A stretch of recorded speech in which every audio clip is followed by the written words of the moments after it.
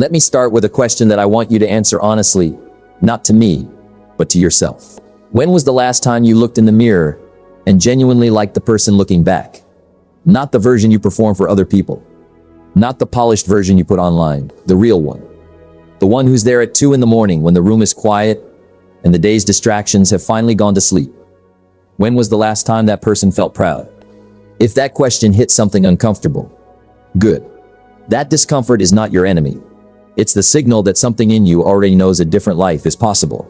And that knowing is the beginning of everything. Because here's what I need you to understand before we go any further. The version of your life you've been settling for is not the full story. It's a chapter, and chapters end. New ones begin. Today, we're going to talk about what it actually means to rebuild yourself. Not the surface version, the new gym membership, and the fresh journal, and the motivational playlist. The real version, the deep, foundational, identity-level work of becoming someone different from the inside out. Stay with me. Because by the end of this, you're going to see yourself differently. And when you see yourself differently, everything else begins to shift. Sektinon. The honest recounting. Before anything can be rebuilt, it has to be honestly assessed. And most people skip this step entirely. Because honest assessment is uncomfortable, and discomfort is the thing they've spent years learning to avoid. But avoidance has a cost. Think about a house with a foundation that's been cracking quietly for years. The owner paints the walls, replaces the carpet, buys new furniture. The house looks fine from the outside. It looks fine from inside too if you don't look too closely. But the crack in the foundation keeps spreading, and one day, something in the structure gives way, and the surprise of it is the worst part. Because the signs were there the whole time. They just weren't acknowledged. Most people's lives work exactly like this. The crack might be a habit they've been carrying for years that they know is holding them back, but haven't addressed. The crack might be a story they tell themselves about who they are and what they're capable of. A story that was written by someone else, in circumstances that no longer exist, but that they've been living inside of ever since. The crack might be the accumulated weight of decisions made not from intention, but from avoidance. Not from values, but from values. Not from who they want to become, but from who they think they're allowed to be. Here's the honest reckoning I want you to do right now, even as you're listening. Where in your life are you settling? Not the area where things are genuinely good and you're appropriately satisfied, but the area where you know that you're living below what you're capable of, where you've made peace with less, not because less is enough, but because chasing more feels too risky, too uncertain, too likely to end in a fail you don't know how to fail. Where are you performing contentment you don't actually feel? Find that place. Because that's where the rebuilding needs to begin, not at your strengths. At your honest edges, the places where the gap between who you are and who you know you could be is most uncomfortably wide. That gap is not a flaw, it's a map. And maps are only useful if you're willing to look at them clearly. Section 2. The past is not your prison. Let me say something that sounds simple, but is genuine. One of the most transformative ideas a person can in the Your past explains where you are. It does not determine where you're going. Read that again. Your past explains where you are. It does not determine where you're going. Because I know what some of you are carrying. I know that some of the people listening to this right now have made decisions they deeply regret. Have been through things that broke them in ways that haven't fully healed. Have watched years pass, sometimes decades, while the life they wanted stayed just out of reach, and the accumulation of missed chances and wrong turns and painful experiences has quietly convinced them that the story is mostly written, that the best chapters are behind them. That rebuilding at this point is either too late, or too difficult, or too unlikely to matter. And I need to challenge that story directly. Because that story is not the truth. It's a conclusion drawn from incomplete evidence. Here's the evidence you're not weighing. The part of you that kept going despite all of it. The part of you that woke up anyway, showed up anyway, tried again anyway. Even when it would have been easier and more understandable to simply give up. That part of you is not weak. That part of you is the most durable, most resilient, most fundamentally indestructible thing about you. And it has been with you through every hard thing you've ever survived. Everyone. That's not nothing. That's actually everything. Now here's the part that requires courage. And I'm not going to pretend it doesn't. The past needs to be released, not erased, not denied, not treated as though it didn't happen or didn't hurt, but released from its role as the primary authority on what your future is allowed to look like. Because when you live in the past, when you let past failures define your current identity, when you let past pain determine your current boundaries, when you let past versions of yourself set the ceiling on the current version, you are essentially driving forward while staring into the rearview mirror. And you can only do that for so long before you crash. Release the past. Not as a betrayal of what you've been through, as an act of loyalty to where you're going. The next chapter hasn't been written yet. That pen is still in your hand. Section 3. The decision that changes everything. There is a moment. It's different for different people. But almost everyone who has ever significantly rebuilt their life can point to it.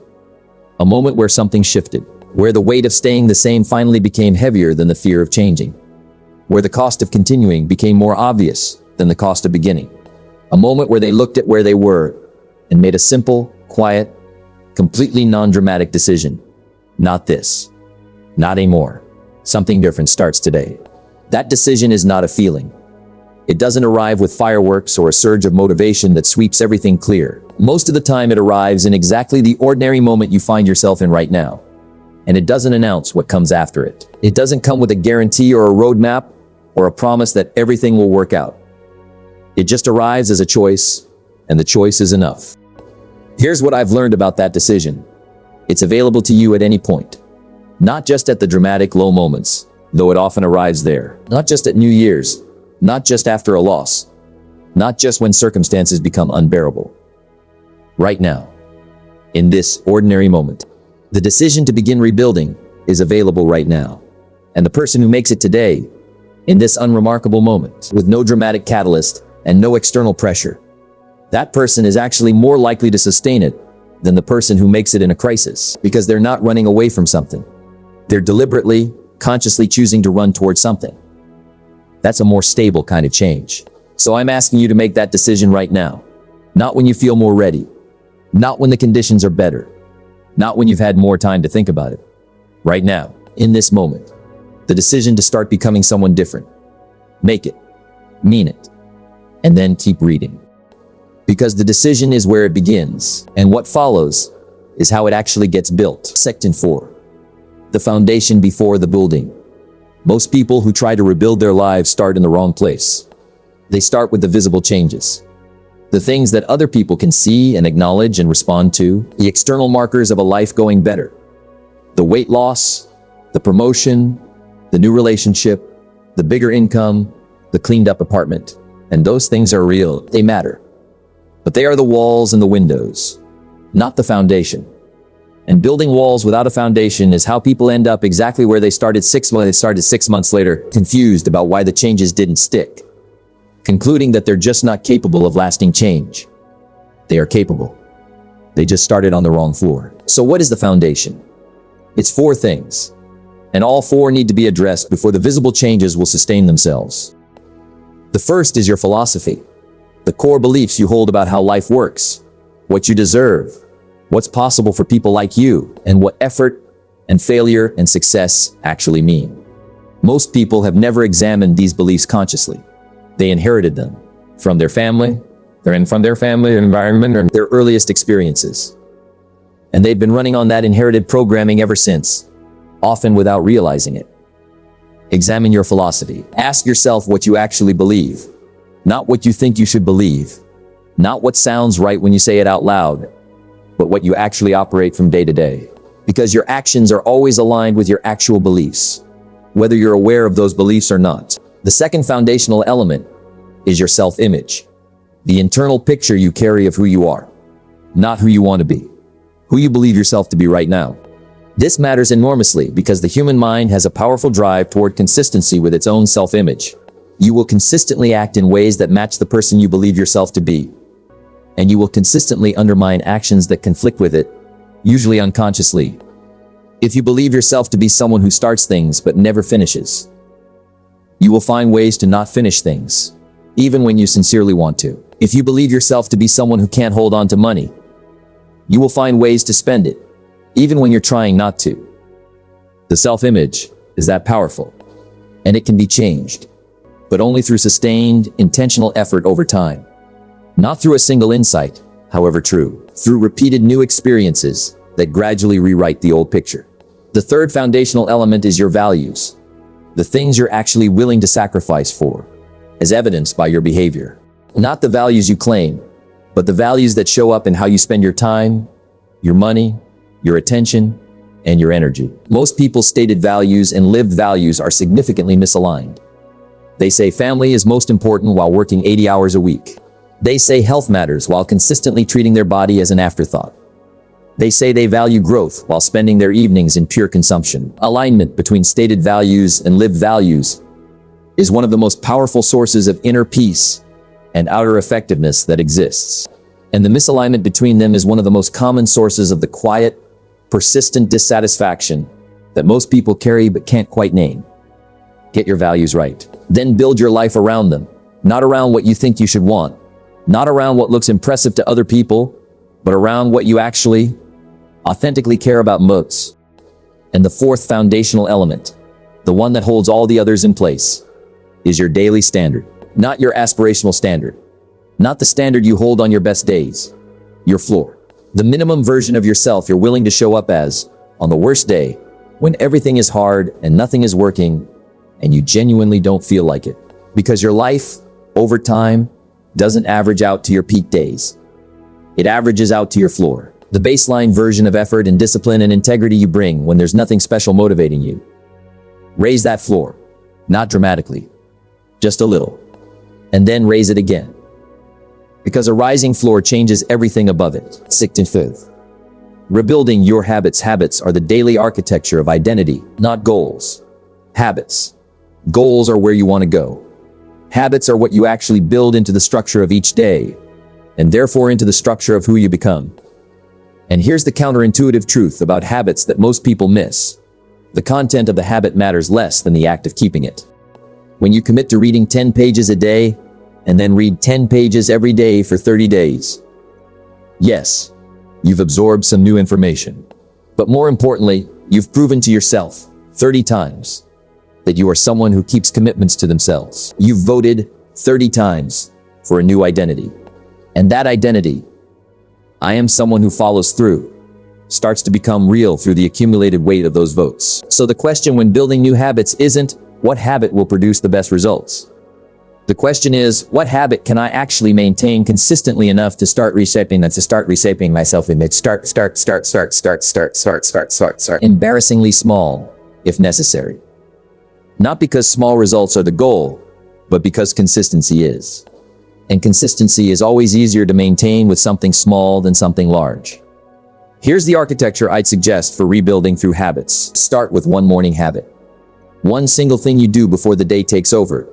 Before your phone, before the demands of others, before the noise starts. It could be 5 minutes of reflection, 10 minutes of reading, 20 minutes of movement, 1 glass of water, and 5 minutes of intentional breathing. Whatever it is, make it non-negotiable. Not contingent on mood, not dependent on motivation, not subject to the daily negotiation that happens when you've left the decision open. It happens. Every day. As the first act of proof that you are now someone who shows up for yourself. Then, once that single habit is solid, and solid means it feels automatic, it feels strange not to do it. It's become part of the structure of your morning rather than an addition to it. Add another, and another, one at a time, with patience, without rushing.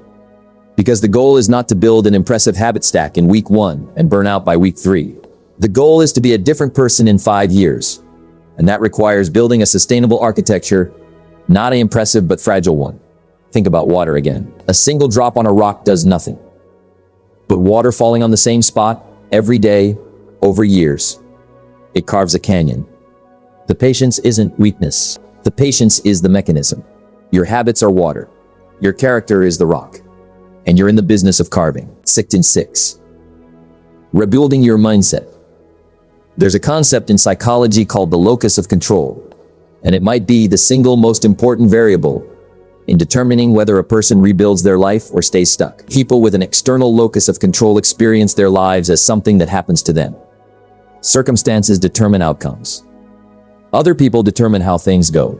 The economy, the family they were born into, the luck they did or didn't receive. These are the forces that write the story. People with an internal locus of control experience their lives as something they're actively building, Circumstances are real, but they're workable. Other people matter, but they're not determinative. What I do and how I respond and what I choose. These are the forces that write the story. The research on this is unambiguous. Internal locus of control is one of the strongest predictors of long-term well-being, achievement, and resilience across virtually every domain of life. And here's the thing. It's not a fixed personality trait. It's a practiced orientation, a way of relating to reality that gets stronger the more you exercise it. Here's how you rebuild a mindset toward internal locus of control. Stop asking, why is this happening to me? And start asking, what can I do about this? Stop saying, I can't, when what you mean is, I haven't learned how yet. I haven't learned how yet.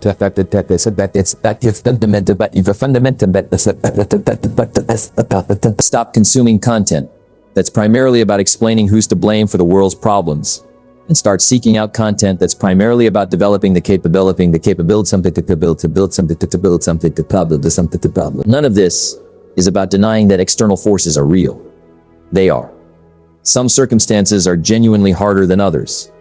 Some starting positions are genuinely more difficult. Pretending otherwise is naive. But here's the truth that sits alongside that one. Within whatever circumstances you're in, there is always a range of possible responses, and where you land within that range, whether you respond at the high end or the low end of what's possible from where you are, is largely determined by your mindset. Choose the high end. Not because it's guaranteed to produce the outcome you want, but because choosing the high end of your possible response consistently, over time, is the only thing that has ever produced meaningful change in anyone's life. Section 7. Rebuilding your discipline. Discipline gets misunderstood in a particular way that makes it seem harder than it actually is. People hear discipline and think restriction, sacrifice, willpower, saying no to things, grinding through resistance every single day for the rest of your life. And that sounds exhausting. Because it is, if that's what discipline actually was. But that's not what discipline actually is, at least not in its mature form. In its mature form, discipline is freedom. Let me explain that. The undisciplined person is not free. They are constantly at the mercy of whatever they feel like doing in the moment, which means they're at the mercy of whatever is most immediately pleasurable or comfortable or least resistant, regardless of whether it serves them. That's not freedom. That's being controlled by impulses. The disciplined person has built a life that runs largely on structure rather than willpower. They've made the important decisions in advance: what they eat, when they move, how they spend their mornings, what they work on first, what they say no to by default, so that each day doesn't require constant negotiation with competing impulses. Their discipline has become automated. And automation is freedom because it removes the exhausting daily drain of decision fatigue and replaces it with a structure that quietly carries you in the right direction without requiring willpower at every step. That's what mature discipline looks like. Not white-knuckling your way through every temptation, building a life whose default settings align with who you want to become. And it's built through a simple process. You make a commitment. You keep it. You make another commitment, slightly harder. You keep that one. You make another. You keep that one too. Gradually, the commitments you're capable of keeping expand. Your trust in yourself deepens.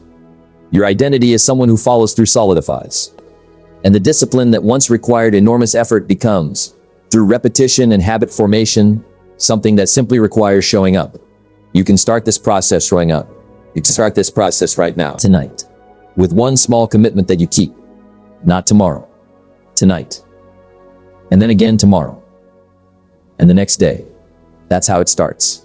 And that unremarkable beginning, sustained long enough, becomes the foundation of an extraordinary life. Section 8. Rebuilding your relationship with failure. If there's one thing that stops more potential comebacks than anything else, it's this: a broken relationship with failure.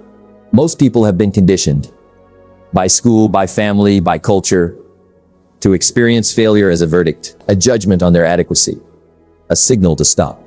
And that conditioning is one of the most damaging things a person can carry, because it means that every time something doesn't work, every time a goal falls short, every time an effort doesn't produce the expected result, they experience it not as information, but as identity. Not as that didn't work, but as I don't work.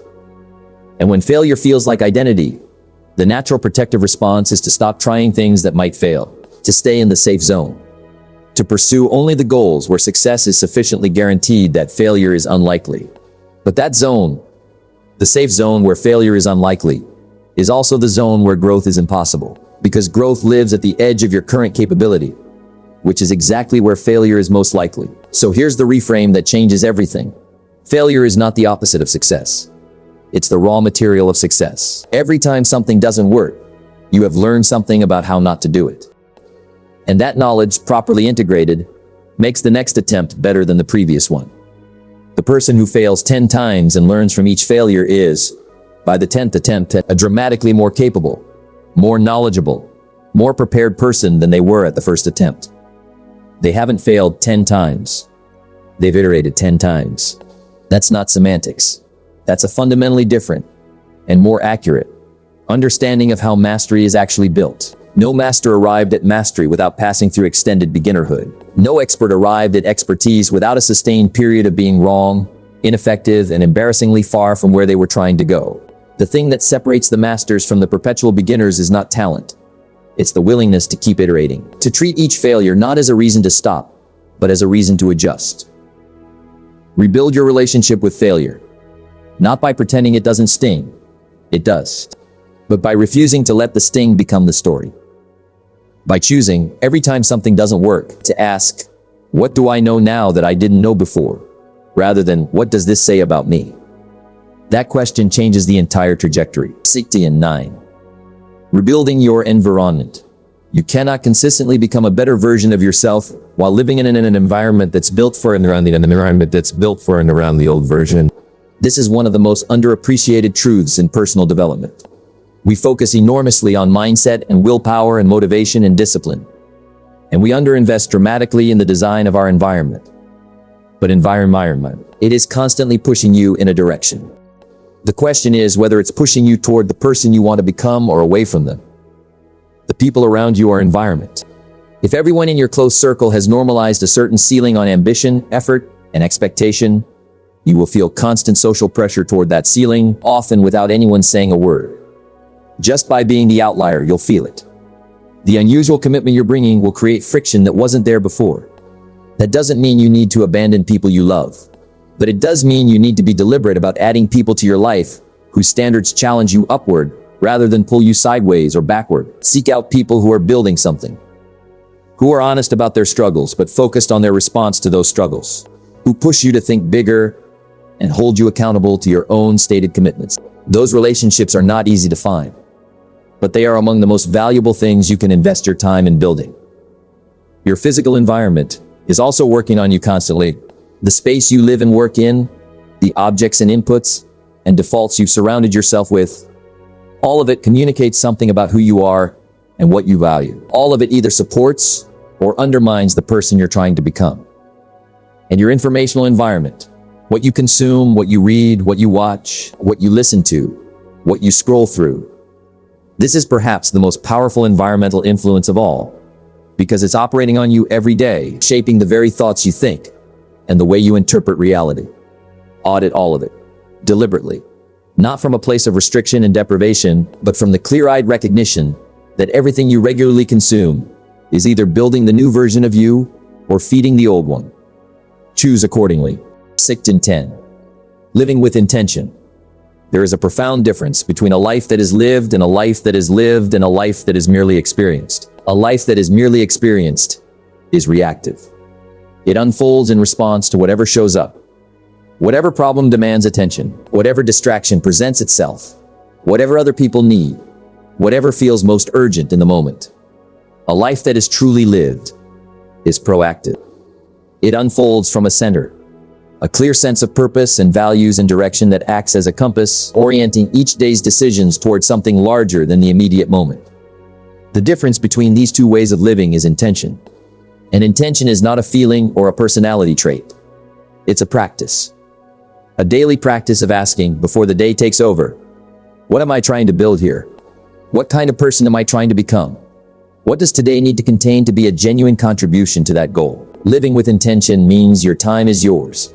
Not in the sense that you have no obligations to others, but in the sense that you've decided in advance what role those obligations play in the larger architecture of your life, rather than letting them accumulate until they fill every available. Living with intention means your relationships are chosen rather than inherited. Meaning you've deliberately invested in the relationships that enrich and challenge you, rather than simply maintaining whatever proximity happens to have produced. Living with intention means your habits and your spending and your learning are all pointed in the same direction, the direction of the person you've decided to become. This kind of intentional living doesn't require perfection. It doesn't require a complicated system or an exhaustive daily planning ritual. It just requires the daily practice of checking in, honestly, briefly, consistently, with the question of whether today's choices are aligned with tomorrow's vision. That check-in, done every day, gradually closes the gap between who you are and who you're trying to become. Not dramatically, quietly, consistently, which is exactly how all meaningful change actually works. Section 11. The long game.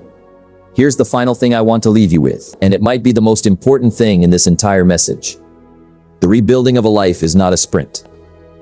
It's not even a marathon, really, because a marathon has an end. The rebuilding of a life is more like farming, an ongoing, seasonal, cyclical process of planting and tending and harvesting and preparing the ground for the next planting. There are seasons of abundant growth, and seasons of abundant growth, and seasons of quiet preparation. There are seasons where everything you've been building becomes visible and recognized, and seasons where the work happens entirely underground, with no external sign that anything is happening. The people who sustain meaningful transformation across a lifetime understand this rhythm. They don't panic in the underground seasons. They don't conclude that nothing is happening just because they can't see it happening yet. They trust the process, not blindly, not naively, but based on the evidence of their own consistency and the understanding that meaningful growth always takes longer to become visible than we expect. They also don't wait for the harvest season to feel satisfied. They've learned to find genuine fulfillment in the quality of the effort itself, in showing up, in keeping commitments, in choosing the hard right thing over the easy wrong one, in being each day the person they've decided to be, regardless of whether that day's results reflect it yet. That's the long game. And the long game is the only game that produces the results worth having. So here's what I want you to carry away from everything we've covered today. Your life can be rebuilt. Not because of some extraordinary quality you were born with. Not because of luck or timing or circumstances finally aligning in your favor. Because you decide to rebuild it. Because you make that decision today, in this ordinary moment, without any dramatic catalyst. And you honor it tomorrow, and the day after, and the day after, and the day after that. Because you do the honest reckoning and stop settling. Because you release the past from its role as a determining authority. Because you rebuild from the foundation up. Your philosophy, your self-image, your values, your daily standard. Because you build habits that vote for the new identity, discipline that becomes freedom, a mindset that turns failure into information, an environment that supports the person you're becoming, and a life of daily intention that keeps you pointed in the right direction. Because you play the long game, with patience, with consistency, with the quiet, unshakable conviction that the work you're doing today, even when nothing shows yet, even when nobody claps, even when it feels slow and uncertain and far from done, is building something real, something worth building. The person you are meant to become is not a fantasy. They are the mathematical result of the choices you make every day. Start making those choices today. Now, before this video ends, here's what I need you to do. Hit subscribe. Right now. Because I release content like this consistently. Real, honest, no filler conversations about what it actually takes to build a life worth living. If this moved you, if any part of this reached something real, you need to be here for the next one. Hit subscribe. Drop a comment below. Tell me the one area, just one, where you're committing to begin rebuilding today. Not everything. One thing. Because one honest answer is worth more than a dozen vague intentions. I read every comment and I respond to as many as I can. Share this video with someone who needs it. You know who I'm talking about.